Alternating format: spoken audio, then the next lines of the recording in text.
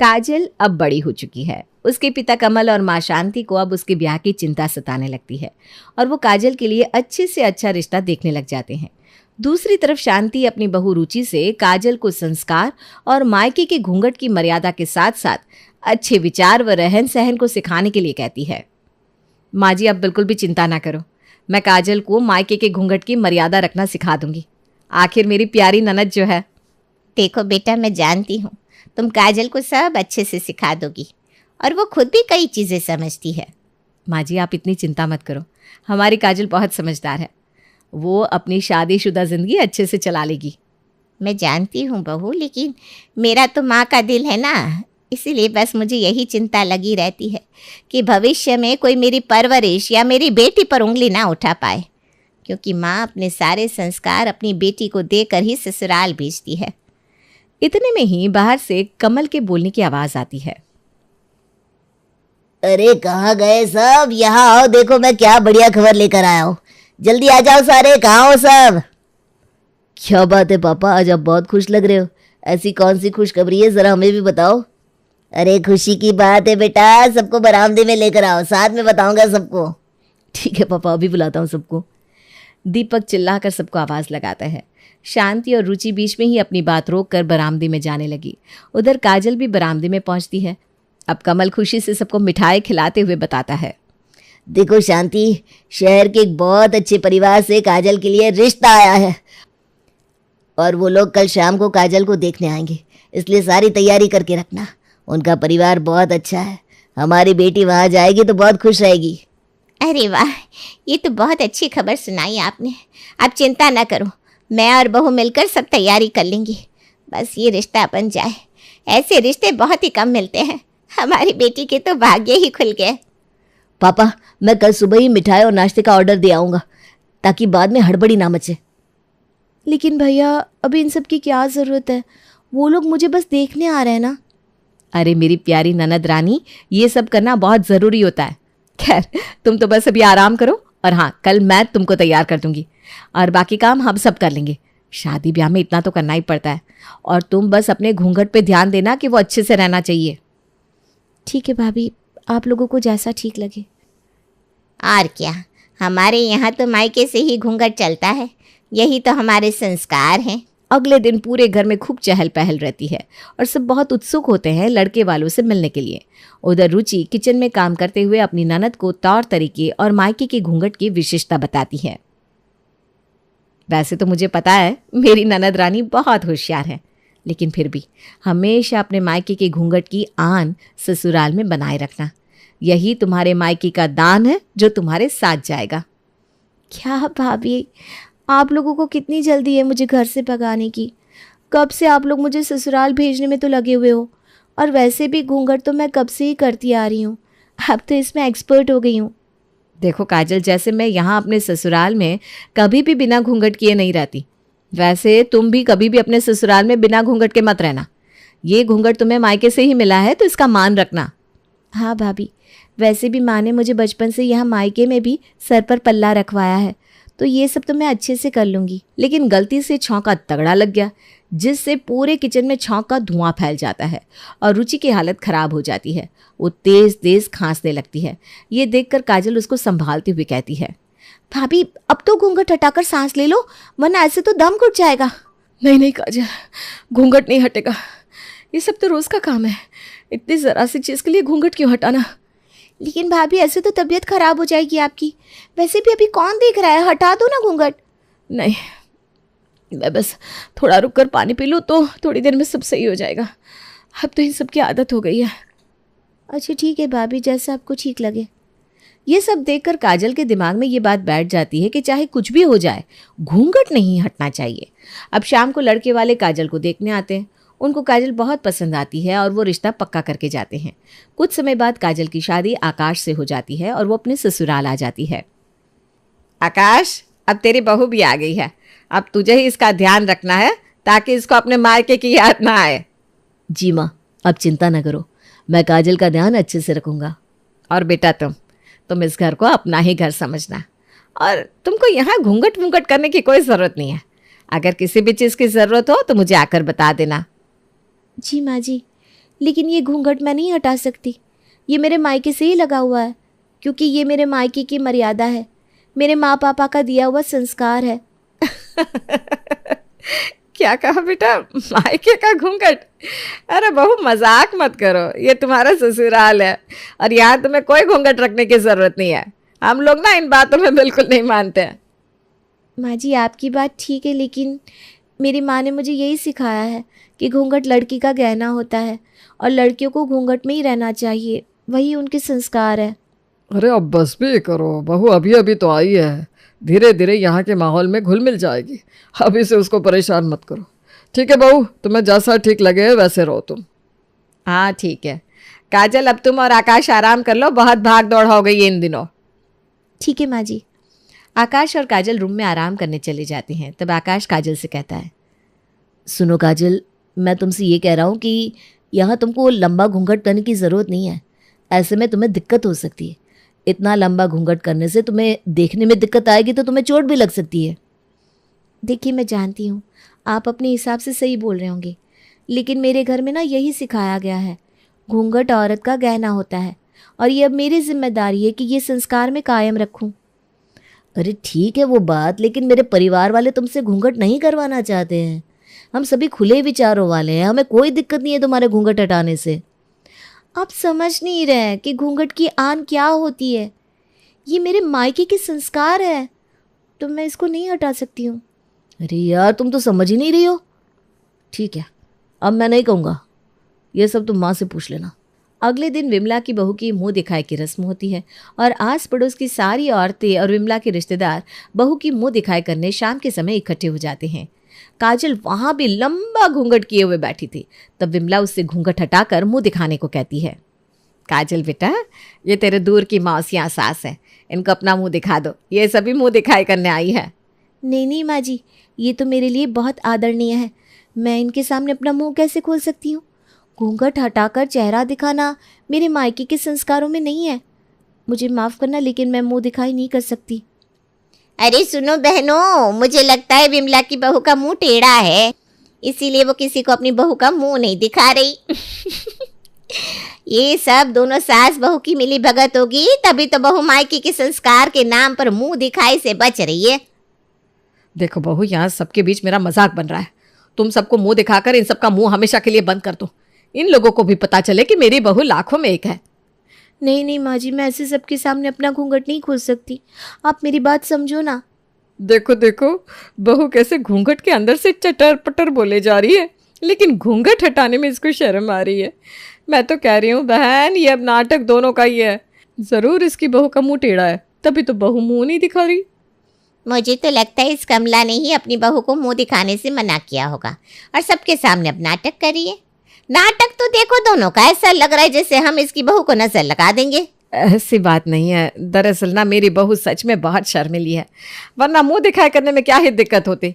आप सभी गुस्सा मत करो। अब नाटक ना कर विमला, जब तेरी बहू घूंघट हटाकर मुंह दिखाने को राजी हो जाए तभी रखना तुम मुंह दिखाई की रस्म, समझी?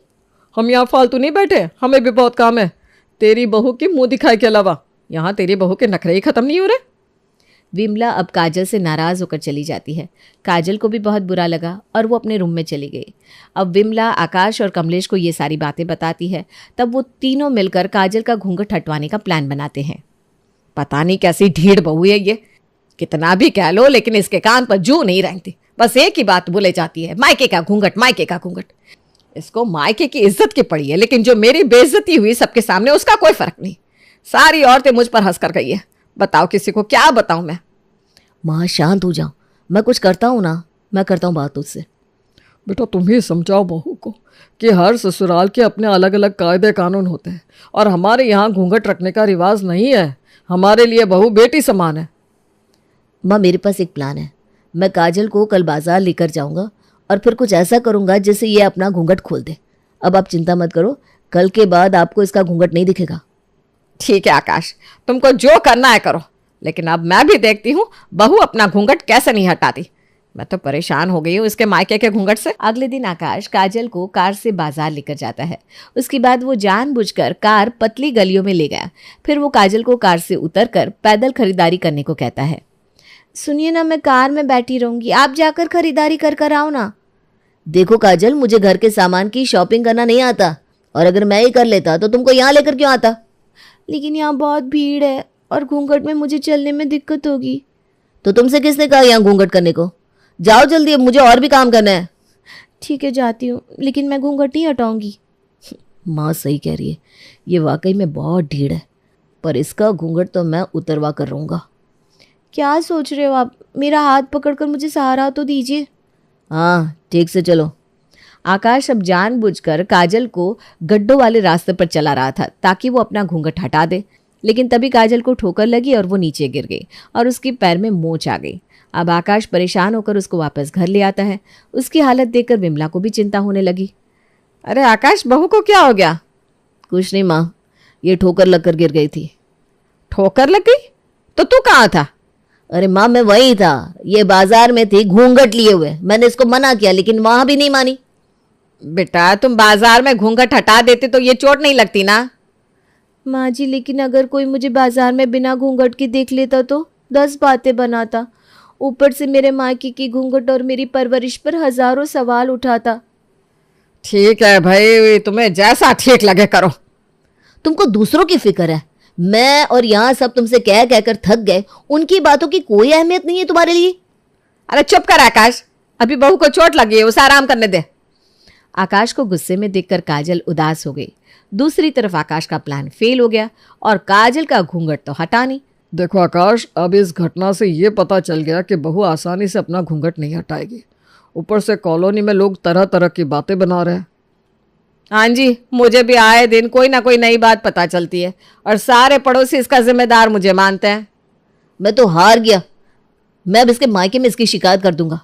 उससे कुछ नहीं होगा आकाश, ये संस्कार उन्हीं के तो दिए हुए हैं। पुराने ख्याल के लोग हैं वो, इसलिए वो इसको गलत नहीं मानेंगे। तो अब हम लोग क्या करें पापा? तुम अपने ससुराल में फ़ोन करके बोलो कि काजल को चोट लग गई है, फिर वो सब बहू को देखने आएंगे। ठीक है पापा, मैं अभी उनको फ़ोन करके बता देता हूँ। लेकिन उससे क्या होगा? मैं अब जैसा तुम सबको समझाता हूँ वैसा ही करना, ठीक है? ठीक है। अब कमलेश विमला को सब कुछ समझा देता है और अगले दिन काजल का पूरा परिवार उसको देखने उसके ससुराल आ गया। काजल के हालचाल लेने के बाद विमला सबको आकाश की शादी की वीडियो देखने के लिए हॉल में बिठाती है। उसके बाद सब गरम चाय समोसे खाकर वीडियो देख रहे थे और वहाँ काजल और रुचि घूंघट किए बैठी थी। बेटा, तुम दोनों घूंघट हटा दो तभी तो वीडियो देख पाओगी। नहीं नहीं माँ जी, ये मायके का घूंघट हर औरत का गहना होता है और ये हम नहीं हटा सकते। जी माँ जी, हम लोग ऐसे ही वीडियो देख लेंगे। तुम दोनों के मायके के घूंघट की ऐसी की तैसी। अगर आज ये घूंघट मैंने नहीं उठवाया तो मेरा नाम भी विमला नहीं। विमला अब काजल और रुचि को मिर्ची पकौड़ा खाने को देती है और उसके बाद जाकर पंखा बंद कर देती है। उन दोनों का अब गर्मी से बुरा हाल हो जाता है। जैसे ही वो दोनों उठने वाली होती है कि विमला जाकर उन दोनों का घूंघट पैरों तक खींचकर लंबा कर देती है और उनको वहीं बैठकर वीडियो देखने को कहती है। थोड़ी देर बाद दोनों से गर्मी बर्दाश्त नहीं होती और दोनों ने एक साथ अपना घूंघट हटा दिया। ये देखकर सब हैरान हो जाते हैं। वो दोनों पसीने में लथपथ थी। सॉरी माँ जी, मैं और गर्मी बर्दाश्त नहीं कर सकती। माँ जी मुझे माफ़ कर दो, आज की परिस्थिति के आगे मैं हार गई। क्या? अब तुम दोनों के मायके के घूंघट की मर्यादा का क्या हुआ? तुम दोनों ने तो उसको मिट्टी में मिला दिया। हमको माफ़ कर दीजिए। माँ जी, हमसे बहुत बड़ी गलती हो गई, अब से ऐसा कभी नहीं होगा। शांत हो जाओ तुम दोनों। मैंने जानबूझकर ये किया ताकि तुम दोनों के घूंघट हटवा सकूं। लेकिन आपने ऐसा क्यों किया? देखिए, घूंघट रखने का रिवाज पुराना है और हम इसको बिल्कुल नहीं मानते। और केवल घूंघट रखने से बड़ों की इज्जत या आदर नहीं हो जाता। आदर और इज्जत हमेशा दिल से की जाती है। जी हाँ, और घूंघट रखना ही है तो केवल सर ढककर भी बड़ों का सम्मान किया जा सकता है। सही कहा भाई साहब, आज हम सबको हमारी गलती का एहसास हो गया। आज से हम अपनी बहू से घूंघट केवल सर तक रखवाएंगे। बहुत बड़ी सीख देती आपने आज। अब काजल और रुचि केवल सर ढककर रहने लगी, जिससे उनके बड़ों का सम्मान भी हुआ और मायके की घूंघट की मर्यादा का पालन भी। अब दोनों परिवार खुशी से रहने लगे। साथ ही आकाश के माता पिता की चिंता भी दूर हो गई। उसके बाद विमला ने काजल की मुंह दिखाई रखी, जिसमें सबने उसको खूब गिफ्ट और आशीर्वाद दिए, और विमला ने सबको दिखा दिया कि उसकी बहू बहुत ही सुशील और संस्कारी है और सुंदर भी। नविका और पार्थिव एक दूसरे से बहुत प्यार करते हैं और शादी करना चाहते हैं, लेकिन पार्थिव को सबसे ज्यादा इस बात की चिंता है कि उसके घर वाले उसके प्यार को समझेंगे या नहीं। इसलिए उसने नविका को अपनी माँ चांदनी, अपनी बहन जीविका और अपने पिता मोहन से मिलवाने का फैसला किया। माँ पापा, ये नविका है, मैंने बताया था ना आपको इसके बारे में। तो नविका, कहाँ रहती हो तुम? अंकल जी, मैं फैमिली के साथ इसी शहर में रहती हूँ। तुम्हारे पापा क्या करते हैं? पापा का गारमेंट्स का बिजनेस है। तुम्हें घर का काम आता है? जी आता है। खाना बनाना आता है? हाँ आंटी जी आता है। माँ पापा आप दोनों भी ना क्यों नविका जी का इंटरव्यू ले रही हो? नविका जी आप मुझे ये बताओ कि आप और भाई पहली बार कहाँ मिले थे? कैसे आपकी दोस्ती प्यार में बदली? हे जीविका की बच्ची, क्या बोले जा रही है? चुप कर। अरे भैया अब बड़ी शर्म आ रही है। जब हमसे बिना पूछे लड़की पसंद कर ली, घर ले आई, तब शर्म नहीं आई क्या? जीविका की बच्ची रुक, अभी बताता हूँ तुझे। पार्थिव के परिवार को नविका बहुत पसंद आई। चांदनी ने दोनों की धूमधाम से शादी करवा दी और शादी के बाद नविका पार्थिव के घर में बहुत खुशी खुशी रहने लगी। वो घर में सबकी ज़रूरतों का ख्याल रखती। नविका घर में सबसे और सब उससे बहुत प्यार करने लगे। मोहन जी, एक बात कहूँ आपसे? पूछ तो ऐसे रही हो जैसे मैं मना कर दूंगा, तो बोलो कि नहीं। मैं ये बोल रही हूँ कि नविका है बहुत अच्छी। हाथ पर सूरज लेकर भी अगर आप अपने बेटे के लिए बहू ढूंढते ना, तब भी ऐसी लड़की नहीं मिलती। तुम तो बस दिन रात अपनी बहू की तारीफ करती रहा करो। मेरी बहू है ही तारीफ के काबिल। थोड़ी देर बाद वहाँ जीविका आ जाती है। माँ देखो, भाभी मेरे लिए नई ड्रेस लाई है और देखो मुझे नई सैंडल भी गिफ्ट की है। अरे वाह, ये तो बहुत अच्छी लग रही है। तू भी अपनी भाभी का ध्यान रखा कर। सुबह से किचन में लगी हुई है, जाके उसकी मदद कर। माँ भाभी बोल रही थी कि आज कुछ स्पेशल बनाऊंगी, इसलिए सुबह से किचन से बाहर ही नहीं निकली। अरे तुम किस दिन काम आओगी? सिर्फ भाभी से गिफ्ट लेने से ही मतलब है क्या? अब जाओ उसके साथ किचन में काम करो। और हाँ, अपनी भाभी से घर का काम करना सीख जा, ताकि तुझे भी तेरे ससुराल में इतना ही प्यार मिले। अपनी माँ और पापा की बात सुनकर जीविका किचन में अपनी भाभी के पास जाकर कहती है, भाभी आपको मेरी कोई मदद चाहिए? हाँ चाहिए ना। ये खीर टेस्ट करके बता कि कैसी बनी है। जीविका खीर टेस्ट करके कहती है, बहुत मज़ेदार बनी है भाभी। आप सब काम इतनी अच्छी तरह से कैसे कर लेती हो? मुझे तो हर काम में डांट पड़ती है। अरे शादी से पहले मेरा भी यही हाल था। मेरी माँ भी मुझे बात बात पर डांटती थी, लेकिन देखो अब सब कुछ आ गया ना मुझे। दोनों बात कर ही रही थी कि तभी वहाँ पर चांदनी आकर कहती है, अरे फिर से तुम दोनों की बातें शुरू हो गई। माँ बस बन गया खाना, ला रहे हैं भाभी और मैं। भाभी पता है आज मॉल में ना बहुत अच्छी सेल लगी है, लड़कियों की हर आइटम पर डिस्काउंट है, चलोगी? हाँ जल्दी से किचन का काम खत्म कर लेते हैं फिर चलेंगे। इस तरह नविका अपनी सास और ननद के साथ बिल्कुल सहेलियों की तरह रहती है। और वक्त के साथ नविका और पार्थिव का भी प्यार और गहरा हो गया था। एक दिन नविका के ससुराल में उसकी सहेली प्राची उससे मिलने आई। नविका उसे देखकर खुश होते हुए बोली, प्राची तुम? मैं बता नहीं सकती कि मुझे कितना अच्छा लग रहा है तुम्हें यहाँ देखकर। तुम तो मुझे ऐसे भूल गई कि पूछो मत। लग ही नहीं रहा था कि तुम्हें इस जन्म में फिर से देख पाऊंगी। देविका, मैं तुम्हें कभी नहीं भूल सकती। देखो तभी तो तुमसे मिलने तुम्हारे ससुराल तक आ गई। नविका प्राची को घर में सबसे मिलाती है। नविका अपनी सहेली के लिए खाना बनाती है और बीच बीच में अपने ससुराल वालों का काम भी करती है। तभी प्राची नविका से कहती है, तुम अपने ससुराल वालों के साथ रहती हो, तुम्हें परेशानी नहीं होती? परेशानी? कैसी परेशानी? तुम अपने ससुराल वालों के साथ नहीं रहती हो क्या? ना बाबा ना, मैं तो अपने पति के साथ अकेली रहती हूँ। जो मन में आया वही करती हूँ। मन करता है तो खाना बनाती हूँ, नहीं करता तो अपने पति के साथ कहीं बाहर चली जाती हूँ। ना कोई रोकने वाला ना कोई टोकने वाला। और तेरे ससुराल वाले वो कहाँ रहते हैं? देख नविका, पहले तो मैं अपने ससुराल वालों के साथ रहती थी, लेकिन बाद में मैंने अपने पति से कह दिया कि मैं आपके घर वालों के साथ नहीं रह सकती। और वो मान गए? हाँ, मानते क्यों नहीं। लेकिन तू अपने ससुराल वालों से अलग क्यों हो गई? यार सुबह उठते ही काम में लग जाती थी। सबके लिए खाना बनाओ, कहीं जाओ तो पहले सास से पूछो। अपनी मर्जी से कुछ नहीं कर सकती थी मैं, समझ ले सांस भी नहीं ले सकती थी। लेकिन अब ना बहुत खुश हूँ मैं। बात तो सही बोल रही है तू। ये बोलकर नविका कुछ सोचने लगी। तभी प्राची ने उसे टोकते हुए कहा, अरे क्या सोचने लगी? मैं कब से देख रही हूँ कि तू अपने ससुराल वालों को कितना काम कर रही है। कभी तेरी ननद, कभी सास, कभी ससुर, कुछ ना कुछ काम बता रहे हैं। इतनी देर में तो 3-3 बार खाना बना लेती मैं। प्राची कुछ देर बाद नविका के घर से चली जाती है। प्राची की बातें नविका को ठीक लगी। वो सारी रात इस बारे में सोचती रही और अगले दिन उसने अपनी माँ चारू के पास जाकर सारी बात बताई। माँ, प्राची ठीक ही तो बोल रही थी, अलग रहने में बहुत फ़ायदा है, लेकिन मैं पार्थिव को ये बात बोलूँ कैसे? बेटा, तुझे कुछ भी बोलने की ज़रूरत नहीं है। तू कुछ ऐसा कर कि तेरे सास ससुर खुद ही तुझे और पार्थिव को घर से निकाल दे। लेकिन माँ, मुझे तो घर में सभी बहुत प्यार करते हैं, वो कभी मुझे घर से नहीं निकालेंगे। और मैं घर वालों की नज़रों में बुरी भी नहीं बनना चाहती। अरे बेटा, किसने कहा कि तू अपने ससुराल वालों की नज़रों में बुरी बने? तू घर में कोई बकरा ढूंढ लेना जिसके कंधे पर बंदूक रखकर तू फायर कर सके। तेरा काम भी हो जाएगा और तू किसी की नज़रों में बुरी भी नहीं बनेगी।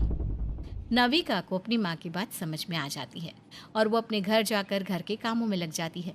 शाम को जब उसका पति आता है तो उससे पूछता है, नविका, क्या हुआ तुम्हें? इतनी उदास क्यों हो?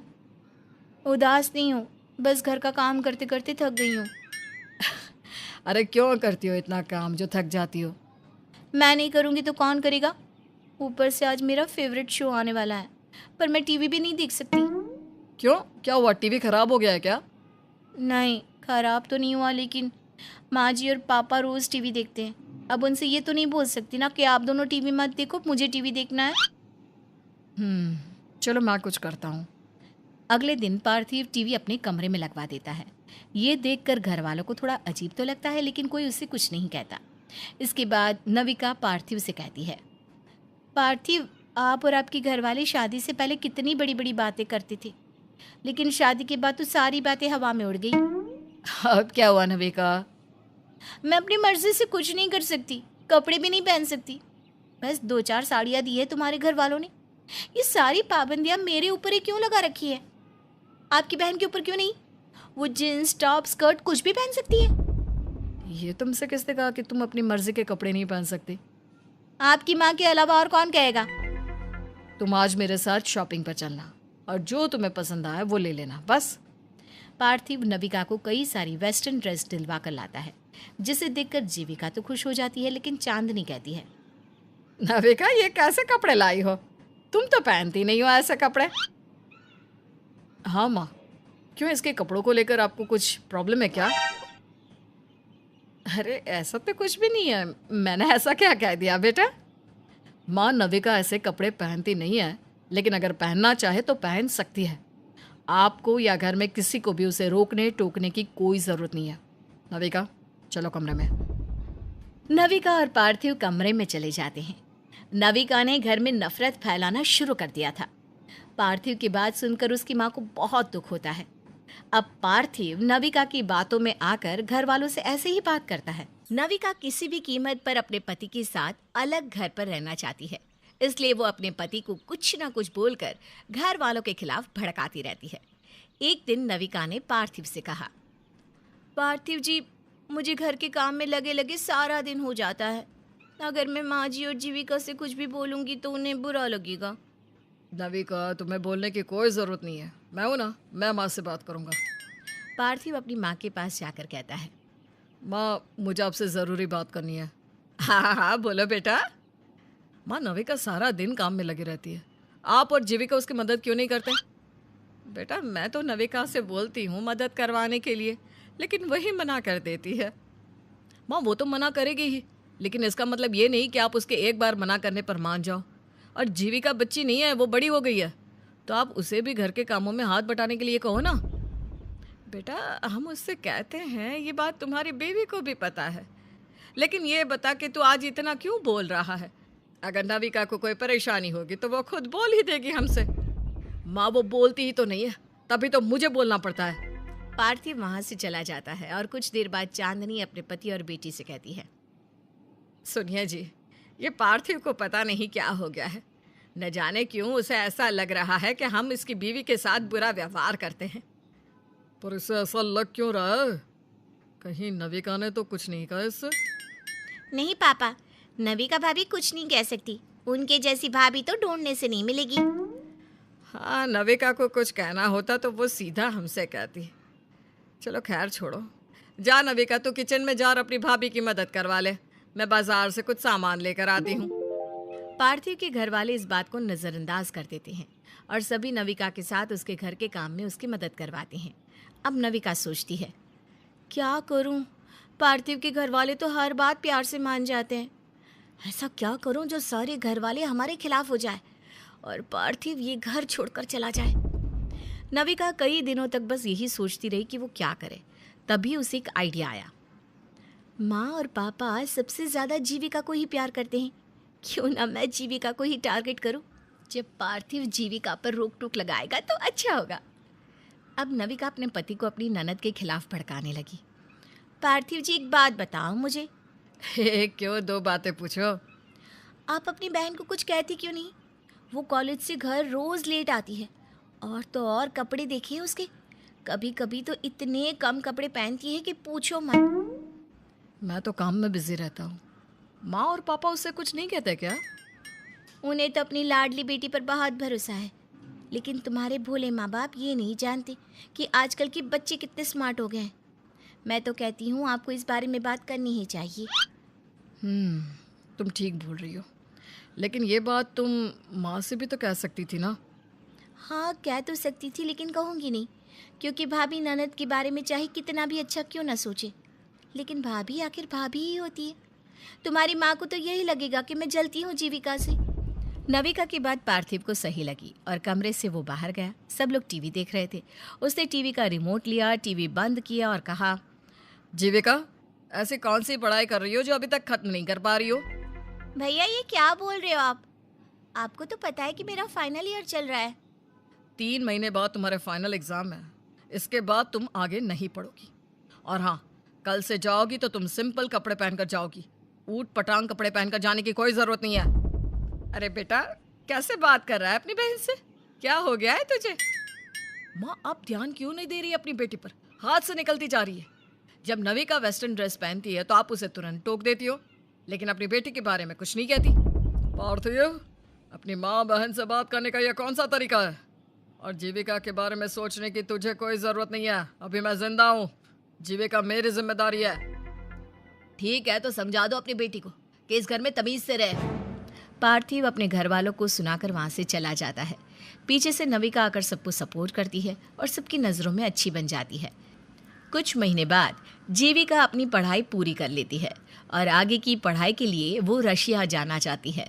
वो अपने पिता से कहती है, पापा, मैंने रशिया की एक बहुत अच्छी यूनिवर्सिटी में अप्लाई कर दिया है। अपना पासपोर्ट भी बनवा कर अब मैं। जीविका आगे कुछ कहने वाली होती, तभी उसका भाई उसे टोकते हुए कहता है, कोई ज़रूरत नहीं है आगे पढ़ने की। अब शादी करो और अपने घर जाओ। अगर तुम्हारी नज़रों में कोई लड़का है तो बता दो, नहीं तो मैं ढूंढता हूँ कोई अच्छा लड़का। पार्थिव, ये क्या बकवास कर रहे हो? अभी जीविका सिर्फ 22 साल की है और मैं इतनी जल्दी इसकी शादी नहीं करूँगा। वो आगे पढ़ना चाहती है तो मैं उसे पढ़ाऊँगा। पापा, क्या 22 साल की लड़कियों की शादी नहीं होती? मैं उसके लिए कोई लड़का ढूंढकर अच्छे से उसकी शादी करवा देता हूँ। 2-3 दिन बाद पार्थिव एक लड़के और उसके माँ बाप को लेकर आता है और अपने माँ बाप से कहता है, माँ, ये नितिन है और ये इसके माँ पापा। ये हमारी जीविका को देखने आए हैं। अब जीविका को बुला लेते हैं। ये बात सुनकर चांदनी और मोहन हैरान हो जाते हैं। तभी मोहन कहता है, ये क्या बोल रहे हो तुम? हमसे बिना पूछे तुम लड़के वालों को कैसे लेकर आ गए? पापा, इस बारे में हमारी बात हो चुकी है। नितिन बेटा, जीविका मेरी बेटी है। उसकी शादी का फैसला मैं लूँगा और मैं अभी उसकी शादी नहीं करना चाहता। तुम अपने माता पिता को लेकर यहाँ से जा सकते हो और हमें माफ़ कर देना बेटा। पार्थिव, जब आपके पापा शादी के लिए तैयार नहीं है तो आपने हमारा समय बर्बाद करने के लिए हमें क्यों बुलाया? नितिन अपने माता पिता को लेकर वहां से चला जाता है। उस दिन पार्थिव और मोहन के बीच बहुत लड़ाई होती है। दोनों बाप बेटों में बातचीत बंद हो जाती है। एक दिन नविका पार्थिव से कहती है, पार्थिव जी, मुझे कहना तो नहीं चाहिए, लेकिन फिर भी कह देती हूँ, इस महीने घर का खर्च बहुत हो गया। तुम्हारी बहन तो चली गई रशिया, अब तुम ही बताओ उसकी पढ़ाई में क्या कम पैसे लगेंगे? और आपके माँ बाप की जिम्मेदारी भी तो हम पर ही है। मैं आज ही माँ से कहता हूँ कि घर में कम खर्चा करे। पार्थिव अपनी माँ के पास जाकर कहता है, माँ, 2-3 महीनों से घर में बहुत खर्चा हो रहा है। पापा तो रिटायर हो गए और पैसे पेड़ पर नहीं उगते। ना ही आपकी लाडली बेटी रशिया से पैसे भेजती हैं, इसलिए आप घर में खर्चा कम कीजिए। पार्थिव, खर्चा तो तुम्हारी बीवी उठाती है, मेरे हाथ में पैसे रहते ही कहाँ है। मुझे कुछ चाहिए होता है तो मैं तुम्हारे पापा से मांग लेती हूँ। वाह वाह वाह, घुमा फिरा कर सारा इल्ज़ाम बेचारी नविका पर लगा दिया करो। एक तो वो तुम सबका इतना ख्याल रखती है, ऊपर से आप उसी पर इल्ज़ाम लगा रही हो। इल्ज़ाम नहीं लगा रही हूँ बेटा, मैं तो बस। अरे रहने दो माँ। पार्थिव वहां से चला जाता है। अब चांदनी और मोहन को अपने बेटे के साथ रहना मुश्किल हो गया था। वो छोटी छोटी बातों पर अपने माँ बाप के साथ झगड़ा करता। इस वजह से मोहन ने अपने घर का आधा हिस्सा बेच दिया और उससे जो रुपए मिले उन रुपयों को अपने बेटे को देते हुए कहा, ये लो पार्थिव बेटा, ये 25 लाख रुपए है। तू अपनी पत्नी के साथ अलग घर लेकर रह सकता है। और बात रही हमारे खर्चों की, तो मेरा पेंशन अभी भी आता है, जिससे तेरी माँ और मेरा आराम से गुजारा हो जाएगा। तुझे हमारी और अपनी बहन की चिंता करने की कोई ज़रूरत नहीं है। पार्थिव इस बात से हैरान हो गया कि उसकी माँ और पापा ने उससे बिना पूछे घर का एक हिस्सा कैसे बेच दिया। लेकिन आज नविका की खुशी का कोई ठिकाना नहीं है, क्योंकि अलग घर में रहने के लिए उसने बहुत मेहनत की थी। वही तो रंगलाई थी। क्या पार्थिव वो रुपए लेकर अलग घर में चला जाएगा? क्या पार्थिव और उसके घर वालों को नविका की सच्चाई का कभी पता लग पाएगा? आपको क्या लगता है, क्या नविका ने अपने ससुराल वालों के साथ जो किया वो सही था?